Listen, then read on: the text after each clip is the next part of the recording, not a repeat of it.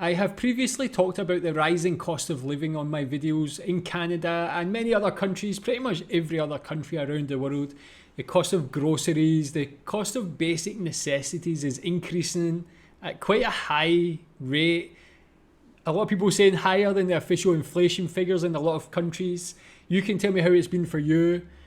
Has the cost of living been increasing, especially for things like groceries? I found this video. It's called How to Live on $100 a Month for Groceries in Canada. The cheapest grocery stores in Canada. You can see Costco here. The Costco is something I know from the UK as well. I think it's like a wholesaler or cash and carry we call it in. I mean, it says wholesale there, but we call it cash and carry in the UK. Tell me if you shop at Costco. Tell me if it's possible to live on $100 a month in Canada. I'm not sure. I'm interested to see this video and see how this guy gets by. Let's check it out. I think this video was recorded about 2 years ago, so got to take that into consideration that over the last year especially the costs have been, the prices of things have been increasing quite a bit. Let's watch this so we can see more. So my first stop was Costco. So tempting to go downstairs. A big unfair advantage I would say I have is the next stop was No Frills. 1, 2, No oh my god, Frills? drop them all. Time to get personal. This is everything I have left for the whole month on food. After having some business expenses associated with my YouTube channel, I need to survive for the whole month of March off 100 Canadian dollars. I mean, this is an interesting experiment then, because I feel like a lot of people are going to be in a similar position. A lot of people are living month to month at the moment with their salaries, got so much outgoings that life is becoming unaffordable. So I'm really interested to see how he actually does. Let's check it out. That's not even American dollars. How will I do it? I don't know. Hello there from Max in the future. I'm editing this video right now. It's super different from everything you've seen on my channel, but I really wanted to showcase the cheapest grocery stores in Canada and to show you that it's possible if you really wanted to survive off $100 a month on food, and you will get to see my journey, how I managed doing that. And hopefully, if you want to cover your tuition fees in Canada, this video will help you to budget properly. So my first stop was Costco, which is a big wholesale store that sells everything in big quantities, which allows you to save not just money but time, as you don't need to go to the grocery store as often. So I guess he's a student, so this is obviously based on a single student who might have different needs as opposed to obviously people with a family and that sort of thing. But I guess this sort of methodology with regards to buying groceries could be sort of extrapolated for a family. We can see first of all and figure that out. You also need a membership to get in that I was trying to find in my card case that I eventually found. It's $60 annually that gets you access to the store, which is well worth it for sure. Tell me if you're a member of Costco. 121 that gives you a 2% cashback that I split with my housemate, and it works awesome for us. We just go once a month. You show it to enter the store. The store sells everything from electronics to different groceries, produce, there is poultry, there is meat, chicken, all kinds of fish, and different things, but everything pretty much you want. First, I got Yeah, I've not actually been in a Costco for over a decade, probably 15, 20 years, man, since I was a kid, basically, with my mum and dad. I don't remember it. I just remember it being more like you buy things in bulk. I didn't realize it was just like a normal grocery store, a normal supermarket. So tell me, yeah, if you've been there, do you shop here regularly? If you don't, why would you not? some bananas because it's cheap and really healthy. Next was English muffins, of course, for breakfast. Some chicken breasts I decided to get. Another fruit I got was tangerines. And I'm getting Korean kimchi, which is my favorite thing. They can make you a lot of meals that I'll show you a bit later. Yeah, that's true. I mean, when you look at the price of kimchi there, almost $12, you think compared to the other things he's buying, it's obviously a lot more, but kimchi adds so much flavor, so you can actually make the most plain, boring things, whether it's like pasta, whatever. Adding some kimchi just like gives it like an explosion of flavor. Really adds a lot. So I've actually a good way to season your food if you're just eating cheap, boring food. Costco eggs, another budget-friendly solution for you. Now I get only lactose-free milk, not to get pimples. Of course, sausage to throw in the oven. And here is a satisfying clip of me just scanning Costco items. This The grand total was $77 $77.61 at Costco. You'd also need an Uber to drive all of that stuff home. The next stop was No Frills, which is a big grocery store around Canada. Yeah, I've never heard of No Frills. That sounds interesting. I mean, the name probably suggests what it actually is, just basic things, but tell me if you've shopped here before. Sells mostly produce, but their stuff is really discounted, really cheap, really affordable, so I definitely recommend this for anything like potatoes. I got in this case. I mostly get veggies there. Total at No Frills was $9.66. A big unfair advantage I would say I have is that I work at IKEA, where I get these $4 lunches that are really good, healthy, and affordable. That's about 50 bucks a month. Welcome to Cooking with Max. We are in the kitchen, and before I show you what's for breakfast, you need to be really strategic with all of your meals: breakfast, lunch, dinner, if you want to live off $100 a month. Let me see that again. And today's breakfast is... So for breakfast, eggs, crepes, fruit.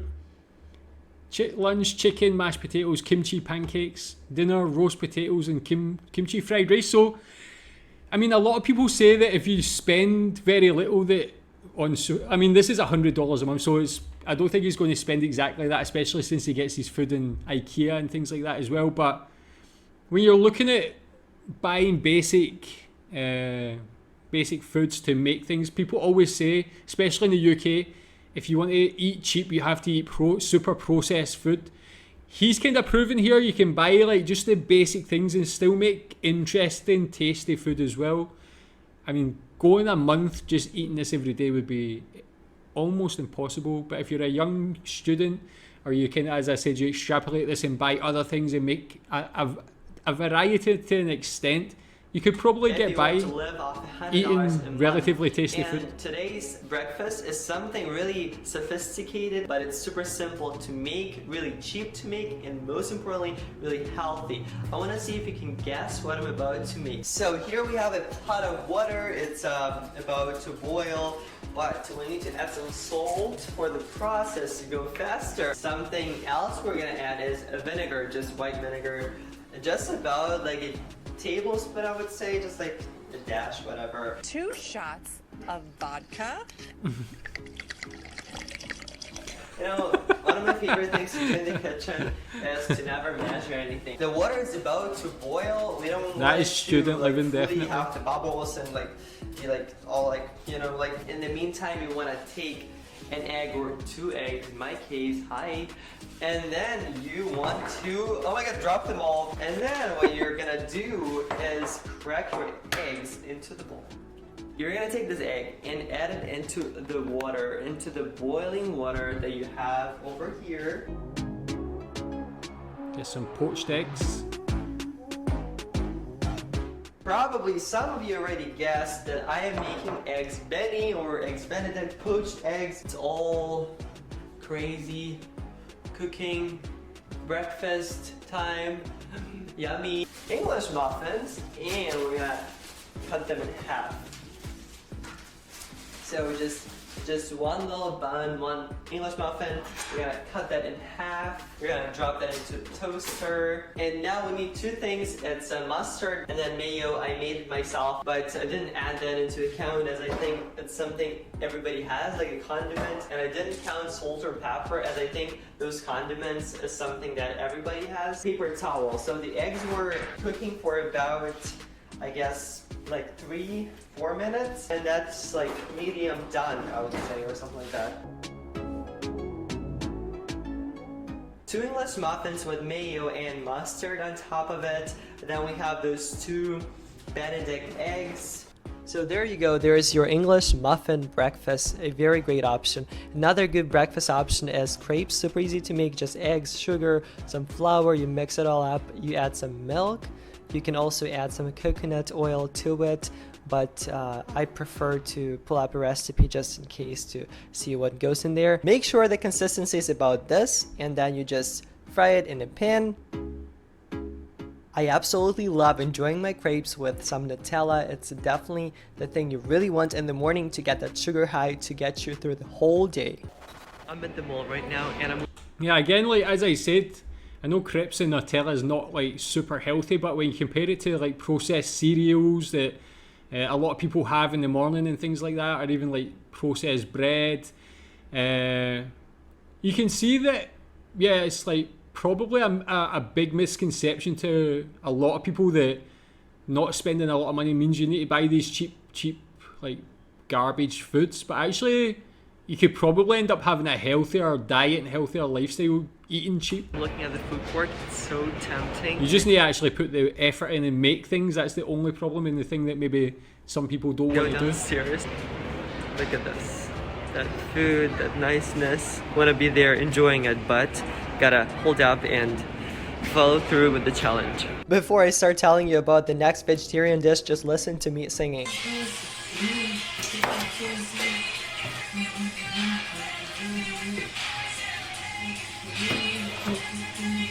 I know that was funny, but now on the serious note, it's a great vegetarian option. Just sweet potatoes and regular potatoes, chop them up in the same size approximately, add some oil, some seasoning, salt and pepper, some dried parsley, mix it all up, and then you just lay it on a pan, preheat your oven to about 400 degrees Fahrenheit, put it in there for about half an hour to 40 minutes. On top of it, you can always add some Korean kimchi and Korean kimchi juice. It's always a delight to have it. And now it's turn for one of my favorite dinners of all time. That's Korean kimchi fried rice. Just roast off some bacon, make sure it's cut up properly, prepare some fluffy rice, make sure it's well incorporated, and then you just mix it all up, add some kimchi to it. I would just add like half of that jar probably, and you just incorporate everything, make sure it's mixed up properly. That is a lot. And one of the best dishes you'll ever have is ready with a bit of chips and some tomatoes on the side. So I just officially broke my $100 budget and had to buy some bacon, some sweet potatoes. Need to talk about this to you guys. I'm so happy the month's over and now I can go back to my typical $300 budget. So I have just finished my Costco shopping after that $100 challenge and I feel so relieved. I'm gonna show you my cart. Yes. But it is $457 there.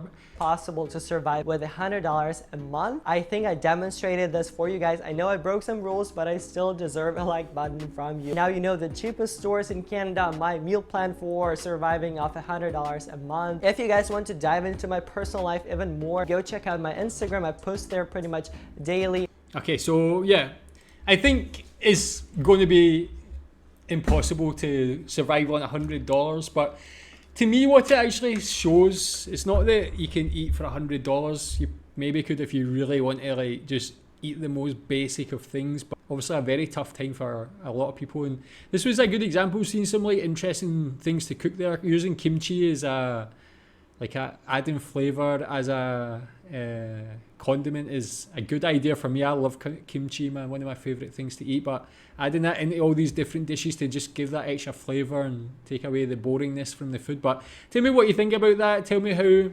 these increasing prices are affecting you, and what do you do to combat that? Thanks.